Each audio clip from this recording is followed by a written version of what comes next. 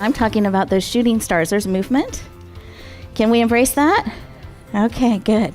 And we're going to talk about what it means to take center stage of our life.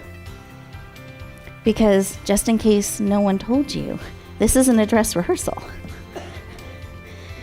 This is the main event that we get to step up and fully be in and share and shine our gifts.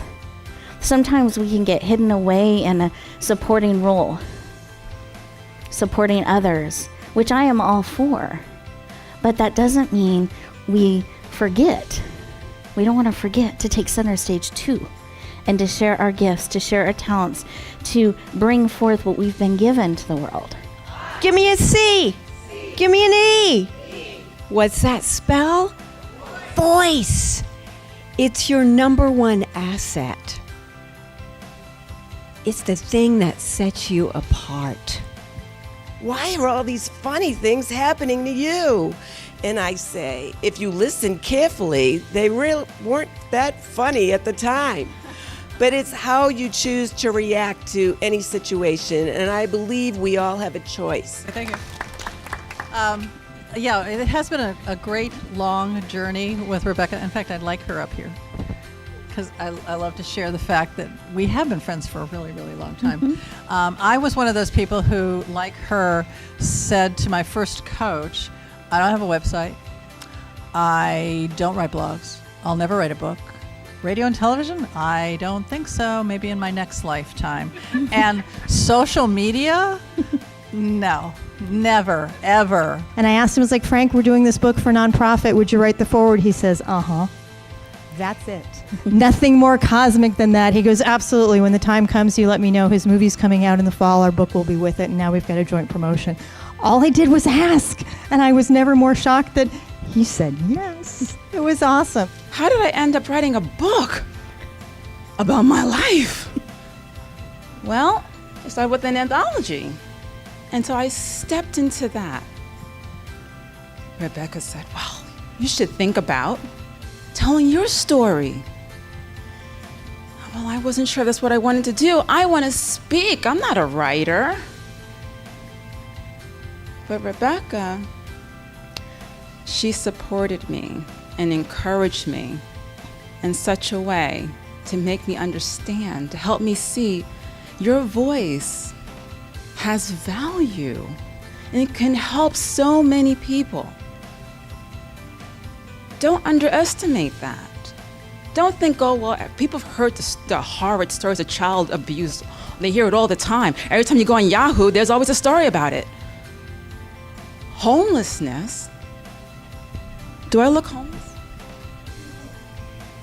But that's me right now. That wasn't me 20 years ago. As a young teenager on the streets of New York, struggling with no place to go. I don't want to tell that story. She made me feel safe enough to tell that story. She made me feel safe enough to share what happened to me as a child and the abuse. But she also made me feel safe enough to share. She empowered me to share the story of forgiveness and how that worked in my life and how that can impact others when that is shared, the experience is shared. I want to thank you so much for empowering me, supporting me, and giving me that safe space where I could put on the fuzzy slippers and the pajamas and the robes and take off this makeup and hair and sit down in front of the computer and tell my story and open my heart. This is why I love being here with you, because all I see in front of me, and there's not faces, I see open hearts ready to receive. I'm going to paint a map for you. And the first thing I want to do is acknowledge those of you who are already playing the game of wellness and vitality and winning at the game. Because I already know that many of the things I'm going to say today, I will be preaching to the choir, and that is ideal. And for others of you who may say, I need to learn that, I need to do that, I welcome you too. America is the most addicted, depressed, anxious, obese, and medicated country in the world. we're not doing something right. My passion is to educate people how to change that, because we can change that, we can control that, we're not victims. You have touched lives. And I want to thank you for being willing to do that, to open your heart to share with each of us in such powerful, authentic, and transformative ways. We have one more group that I want to make sure we thank. And that's each and every one of you. Today would not have been the same if one of you were missing.